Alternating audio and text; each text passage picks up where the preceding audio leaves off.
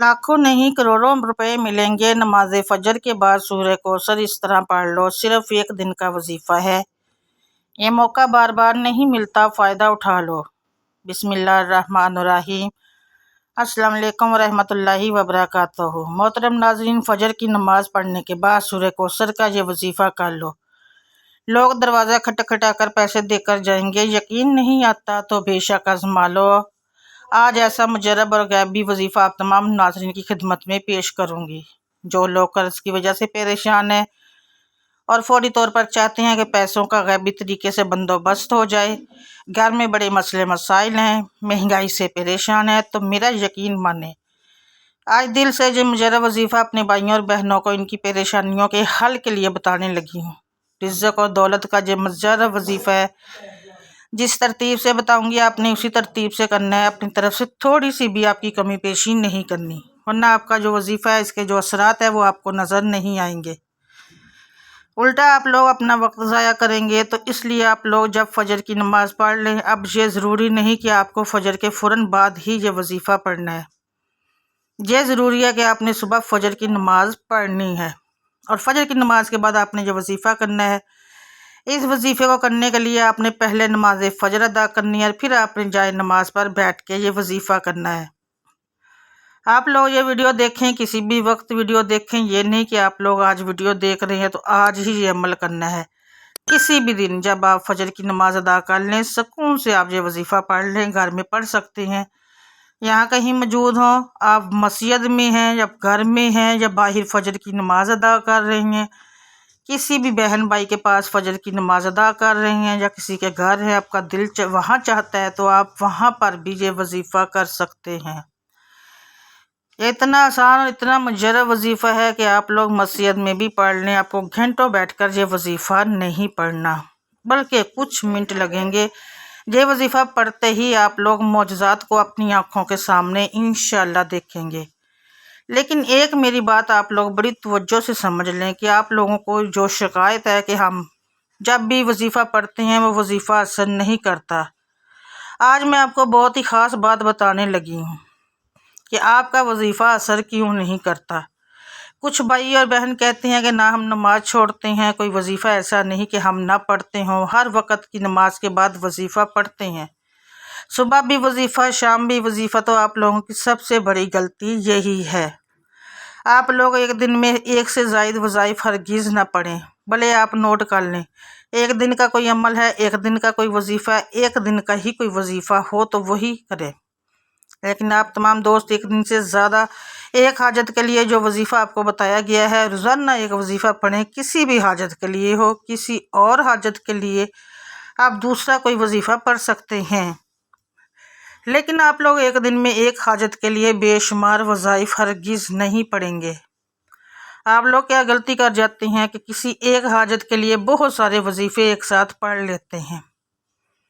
मिसाल के तौर पर आपका कोई रिज़्क़ का मसला है, कर्ज़ का मसला है, तो इस कर्ज़ के लिए आप लोग एक दिन में आपको कोई अमल बताया गया है तो वो एक दिन का ही अमल है, तो पहले पूरा दिन वो अमल मुकम्मल करें, एक से ज़ायद वज़ाइफ ना पढ़ें, फिर अगले दिन दूसरा वजीफ़ा पढ़ें, फिर तीसरे दिन तीसरा वजीफ़ा पढ़ लें।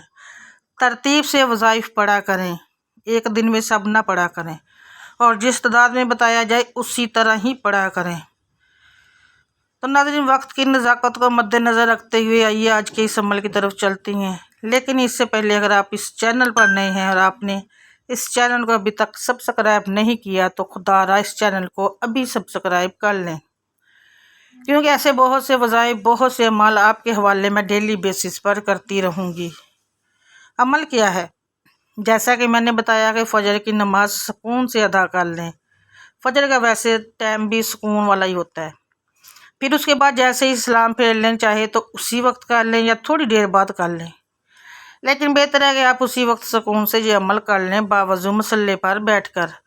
आपने सबसे पहले नबी करीम सल्लल्लाहु अलैहि वसल्लम की ज़ात मुबारक पर दुरूद पाक पढ़ना है।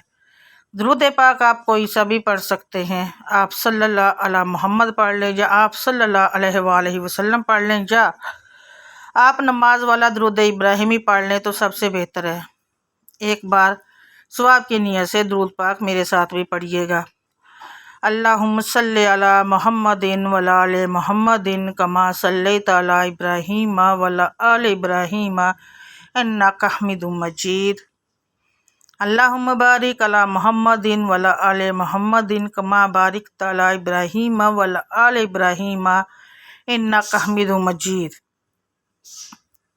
درود پاک پڑھتے ساتھ ہی فوری طور پر آپ نے سب سے پہلے اپنے مقصد کی نیت کرنی ہے۔ آپ میں سے جو کوئی جو کچھ بھی مانگنا چاہتا ہے مانگ لے، آج قبولیت کی گھڑیاں ہیں، تقدیر اور نصیب کے مقدر کا ستارہ چمک اٹھے گا۔ آج روزگار کے لیے پڑھ لو، بے اولاد ہو اولاد کے لیے پڑھ لو، تنگ دست ہو روزگار کے لیے پڑھ لو، میاں بیوی میں محبت کی کمی کے لیے پڑھ لو، نافرمان اولاد ہے نافرمان شوہر کے لیے پڑھ لو، یا قرض سے نجات کے لیے پڑھ لو، من پسند شادی من پسند نوکری کے لیے پڑھ لو۔ جس کی جو حاجت ہے، جو مقصد ہے، جو خواہش ہے، آج مانگ لینا۔ آج اگر آپ کو لگتا ہے کہ آپ کی کوئی حاجت ناممکن ہے، آپ کو اگر لگتا ہے کہ یہ کسی صورت بھی پوری ہو نہیں سکتی، تو آپ نے صرف اپنے مقصد کی نیت کرنی ہے۔ اپنے مقصد کی نیت کرتے ہی ساتھ ہی فوری طور پر آپ نے ایک بار اعوذ باللہ من الشیطان الرجیم بسم اللہ الرحمن الرحیم پڑھ کر وظیفے کا آغاز کرنا ہے۔ پھر فوری طور پر آپ نے اپنی آنکھوں کو بند کر لینا ہے، اور پھر پوری توجہ اور دھیان کے ساتھ اپنے مقصد کو ذہن میں رکھتے ہوئے پہلے نمبر پر آپ نے پڑھنا ہے لا الہ الا اللہ محمد رسول اللہ۔ پہلا کلمہ آپ نے پڑھنا ہے۔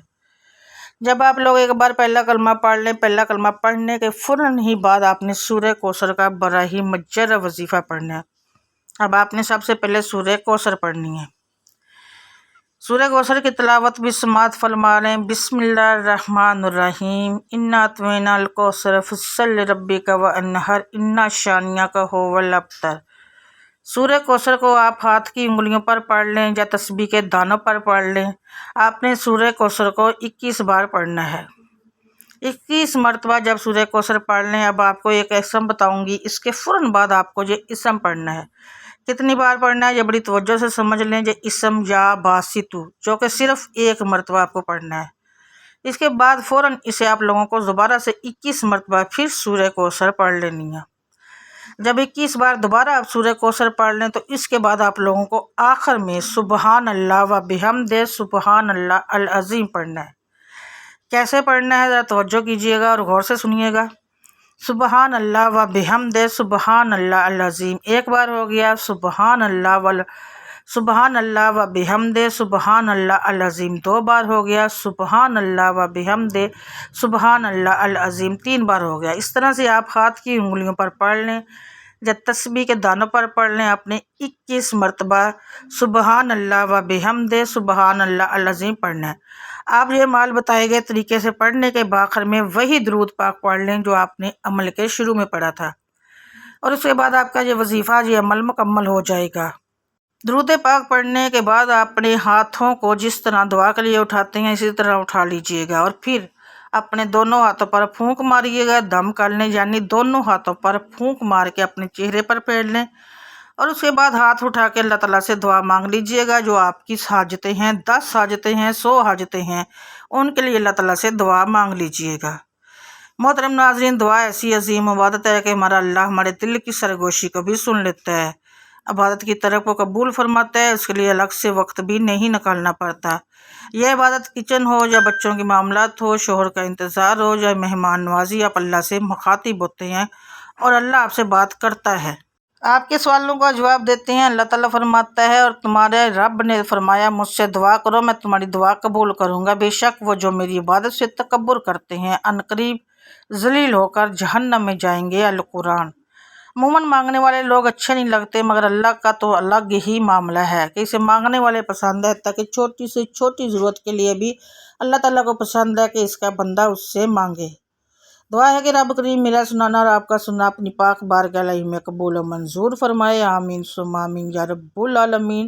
اپنے رزق میں برکت اور وسعت کے لیے اللہ تعالیٰ کے 99 ناموں میں سے ایک نام کمنٹ میں ضرور لکھیے گا، چینل کو سبسکرائب ضرور کیجیے گا، ویڈیو کو لائک ضرور کیجیے گا، ایک دوسرے کو دعاؤں میں یاد رکھا کریں، مجھے بھی اپنی دعاؤں میں یاد رکھا کریں۔ میری دعاؤں میں آپ ہوتے ہیں۔ ملوں گی آپ سے میں نیکسٹ بشرط زندگی، تب تک کے لیے اللہ تعالیٰ ہم سب کا حامی و ناصر ہو، آمین ثم آمین یا رب العالمین۔ جزاک اللہ خیر کثیر۔